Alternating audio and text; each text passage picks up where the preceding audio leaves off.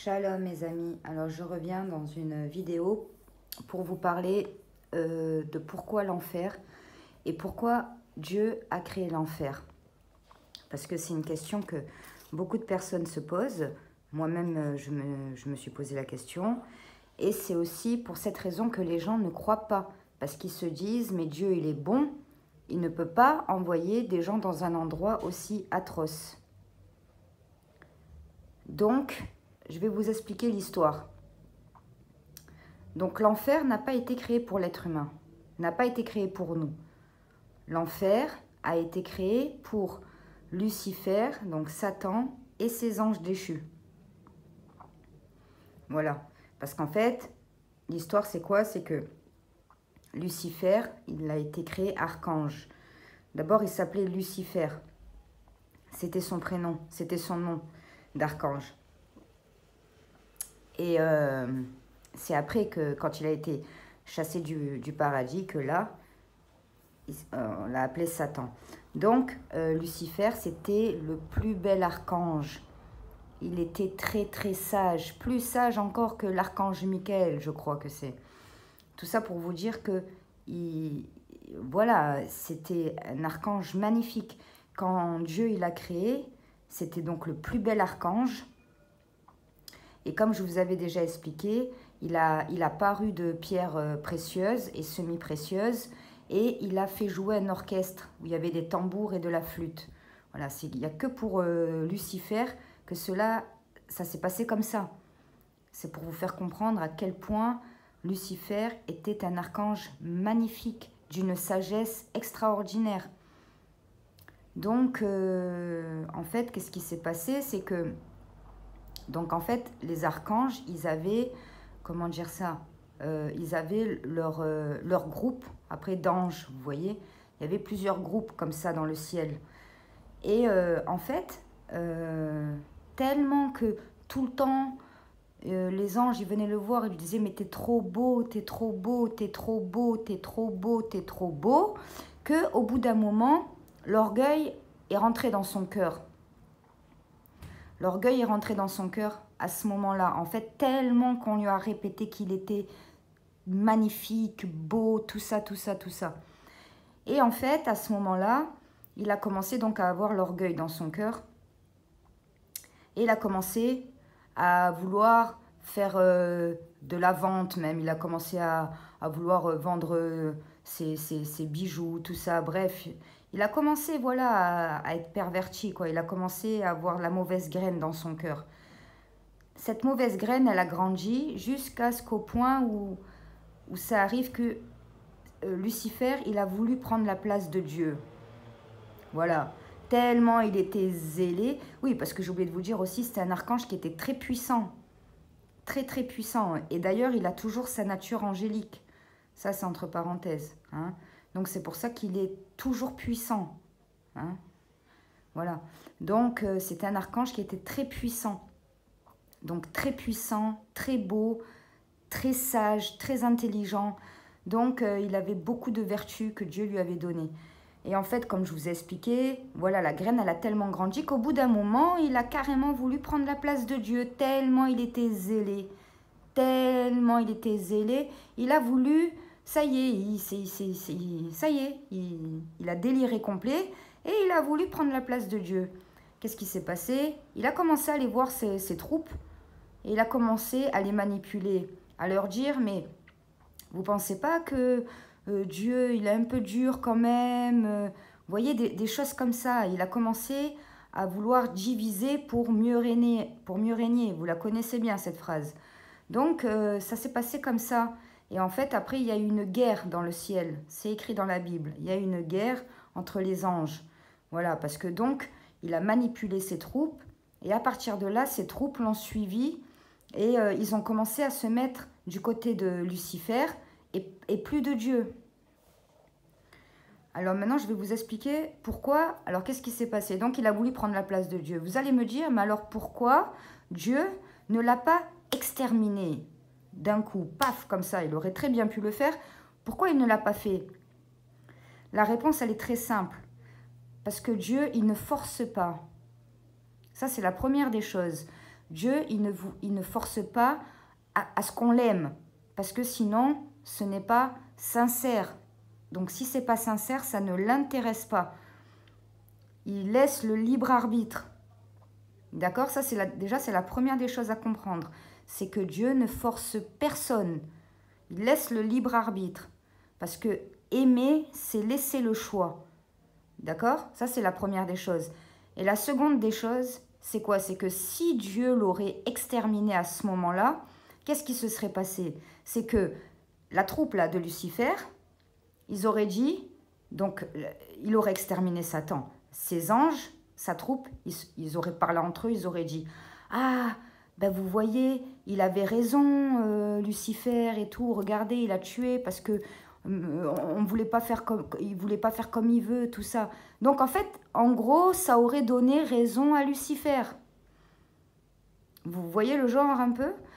Donc pour ces deux raisons, qu'est-ce qui s'est passé? Il a chassé du paradis. Donc il y a eu une guerre, d'accord, entre les anges, donc entre le clan de Dieu et le clan de Lucifer. Il y a eu une guerre et après Dieu, il a exterminé.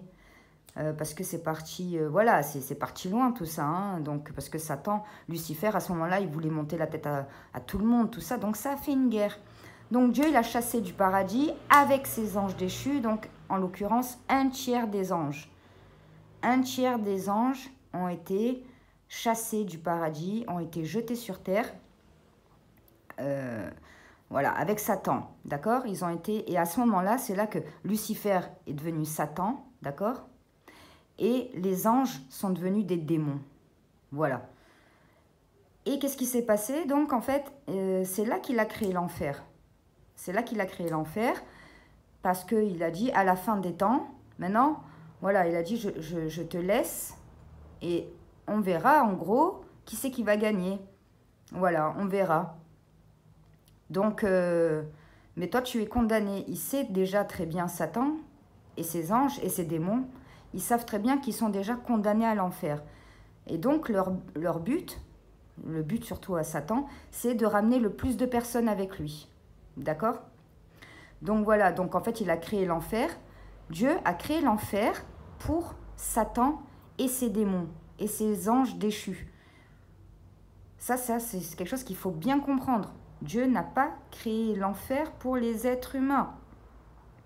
Dieu a créé l'enfer pour Satan et ses anges déchus. Maintenant, qu'est-ce qui se passe? On va en arriver à nous. Alors maintenant, comme il a laissé, comme je vous ai expliqué, le libre arbitre, Dieu. Dieu, il vous laisse le libre arbitre. En fait, il faut bien comprendre un truc, c'est que c'est pas Dieu qui vous envoie en enfer. C'est vous-même qui vous y envoyez en ne respectant pas sa parole et ses commandements. Et surtout, en ne l'acceptant pas comme votre sauveur et Seigneur. Vous voyez ce que je veux dire? C'est vous, ici sur terre, qui choisissez votre destinée. Ou le paradis, la vie éternelle, ou les temps de feu, le feu de la géhenne. C'est vous qui choisissez. C'est pas Dieu qui choisit. Au contraire, Dieu, ce qu'il veut, c'est vous sauver. C'est pour ça que Jésus-Christ, il est parti sur la croix de Golgotha et le sang a coulé pour nous, pour racheter nos péchés, parce que l'être humain est de nature pécheresse, est un pécheur. Tout être humain, en fait, il n'y a personne à la base qui mérite le paradis. Aucun. Même le plus grand pasteur ou le plus grand prophète. Aucun. Personne ne le mérite. Le salut, c'est un don gratuit que Dieu nous donne. C'est quelque chose de gratuit. Tout ce que vous avez à faire, c'est venir et récupérer votre cadeau. C'est tout ce que vous avez à faire. Vous voyez le truc un peu? Donc, c'est pas Dieu qui vous envoie en enfer, au contraire. Et c'est pour ça qu'il a fait l'évangile, qu'il a fait la Bible, pour expliquer tout ça. Il vous a averti, enfin, je vais me mettre dedans. Donc, il nous a avertis de tout ça. Il a créé la Bible, il est venu sur terre, comme je vous ai dit, il a fait des miracles, il a fait des guérisons, il a fait des délivrances. Il a ressuscité des morts, lui-même au bout de 3 jours, il a ressuscité. Il est mort sur la croix pour racheter nos péchés, pour que justement on n'aille pas en enfer. Et le salut est gratuit. Vous avez juste à venir à la croix le chercher. C'est tout ce que vous avez à faire. Mais maintenant, si vous ne le faites pas, alors que c'est un cadeau, Un cadeau, de toute façon, c'est gratuit à la base. Donc, si vous ne venez pas chercher votre cadeau, eh ben, c'est votre faute. Le cadeau, il est là. Vous ne venez pas le chercher. Ben, c'est de votre faute, quoi. C'est vous qui avez décidé de ne pas prendre le cadeau que Dieu vous a fait. Vous voyez ce que je veux dire? Et c'est pour ça que après, donc, tous les gens qui ont rencontré Jésus-Christ, qui ont été sauvés, qu'ils ont, voilà, qu'ils ont eu le salut, et c'est pour ça qu'après, ils prêchent l'évangile pour que justement, parce que papa, il pleure. Jésus, Dieu, il pleure. Il ne veut pas que ses enfants, ils aillent en enfer, parce que c'est un endroit terrible. Et Dieu, il parle plus de l'enfer dans la Bible que du paradis. Le paradis, il dit seulement, je vous ai réservé une place. C'est tout. Mais l'enfer, il en parle constamment. Il décrit bien que c'est un endroit horrible. Que c'est un endroit horrible. Que c'est vraiment un feu qui brûle. Éternellement. Où il y a des cris et des grincements de dents. Vous êtes seul. Ça pue l'enfer. C'est les ténèbres. Il n'y a pas de lumière. Alors moi, je vais vous dire une chose. Il y en a qui disent l'enfer, c'est sur terre. Alors déjà, la première des choses, Dieu a dit qu'un chrétien n'ira pas en enfer. Donc, c'est pas possible. Seconde chose, sur terre, quand on a chaud, on peut se rafraîchir quand même. On peut trouver un petit endroit où on se met à l'ombre. Voilà, on peut boire un verre d'eau, vous voyez? Tandis qu'en enfer, il n'y a pas ça. Il n'y a pas 30 secondes de répit. Il n'y a pas de verre d'eau. La chaleur, c'est une chaleur qui ne cesse jamais. Ici sur Terre, quand on est triste, on a des amis à qui parler, on a notre famille, au pire, on a des thérapeutes, on a toujours quelqu'un à qui parler. En enfer, on est seul. Seul. Même s'il y a des milliards de gens, on est seul. On ne parle à personne. Les seules personnes qu'on voit, ce sont les démons qui nous châtient. Voilà, c'est tout. Et qui rigolent. Vous voyez ce que je veux dire ? Donc, l'enfer, c'est un endroit horrible auquel Jésus-Christ, Dieu, nous a bien tout expliqué, cela. Ce n'est pas quelque chose qui est caché. Au contraire, il en a parlé, reparlé. Il fait que parler de ça parce qu'il ne veut pas que ses enfants aillent là-bas. Cet endroit a été créé pour Satan et ses anges déchus. Mais comme je vous ai expliqué, si vous ne venez pas chercher votre cadeau, si vous ne vous repentez pas à la croix de Golgotha, là où Jésus, il a vécu le calvaire, le sang, il a coulé, il a été crucifié, d'accord? Si vous ne venez pas vous répandre à la croix, vous ne vous tournez pas vers Jésus et vous ne l'acceptez pas comme votre sauveur et Seigneur, eh bien, malheureusement, comme je vous ai expliqué, Dieu est juste. Pour être bon, il faut être juste. Et chez Dieu, il n'y a pas de neutralité. Donc, si vous n'êtes pas avec Christ, donc vous ne le reconnaissez pas comme votre sauveur et Seigneur, vous ne répentez pas, automatiquement, vous allez être antéchrist. Car la neutralité n'existe pas chez Dieu. Donc, comme vous allez être antéchrist, ça veut dire que vous allez être avec Satan. Et comme vous êtes du côté de Satan, eh ben vous irez là où il va aller lui. Vous voyez le truc un peu? C'est simple. C'est simple. C'est très simple à comprendre. Il n'y a pas de neutralité. C'est où vous êtes dans un camp ou vous êtes dans un autre camp. Donc, si vous choisissez le camp adverse, comme être athée, ils ne sont pas neutres. Ils sont dans le camp adverse, puisqu'ils ne reconnaissent pas Jésus comme leur sauveur et Seigneur. Donc, ils sont antéchrist. Ils ne sont pas neutres, ils sont antéchrist. Et donc, ils suivront l'antéchrist. Ils suivront la bête. Ils suivront Satan et ses anges déchus et ses démons. C'est-à-dire que c'est automatique, en fait. Il n'y a pas de... Vous voyez ce que je veux dire? C'est l'un ou l'autre. Voilà. Et si vous choisissez l'autre camp, eh ben, vous irez là où ce camp va finir éternellement. C'est tout. Donc, à la base, voilà, comprenez bien, c'est que Dieu n'a pas créé l'enfer pour les êtres humains. Il l'a créé pour Satan et ses anges déchus. Voilà. Mais maintenant, celui qui ne veut pas croire en lui, en Jésus-Christ, qui ne veut pas l'accepter et qui lui tourne le dos, eh bien Jésus, Dieu, lui tournera le dos aussi. Voilà, c'est tout. Donc voilà, j'espère que c'est clair pour vous. Je voulais vous parler d'autre chose aussi.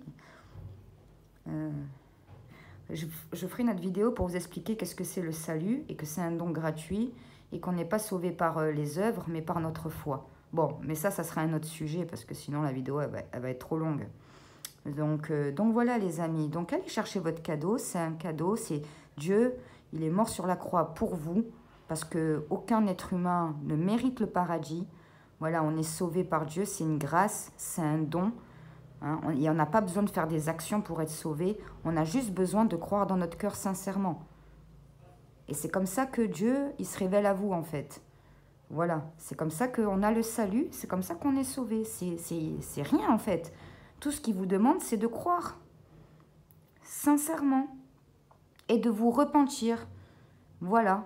Et après, quand on fait un péché, parce que l'être humain est pécheur, on peut des fois trébucher et on se pardonne automatiquement. Et on fait ce qui plaît à Dieu. Mais ça, c'est un autre sujet. Il faudra que je fasse une autre vidéo sur ça. Qu'est-ce que c'est d'être chrétien et comment être un vrai chrétien et qu'est-ce que c'est que le salut. Voilà, je ferai une autre vidéo sur ça. Donc voilà les amis, repentissez-vous pendant qu'il est encore temps. Allez chercher votre cadeau. Vu que c'est un cadeau, c'est gratuit. Et Dieu, il n'attend que ça, c'est de vous offrir ce cadeau merveilleux qui est la vie éternelle. Que Dieu vous bénisse les amis. Amen.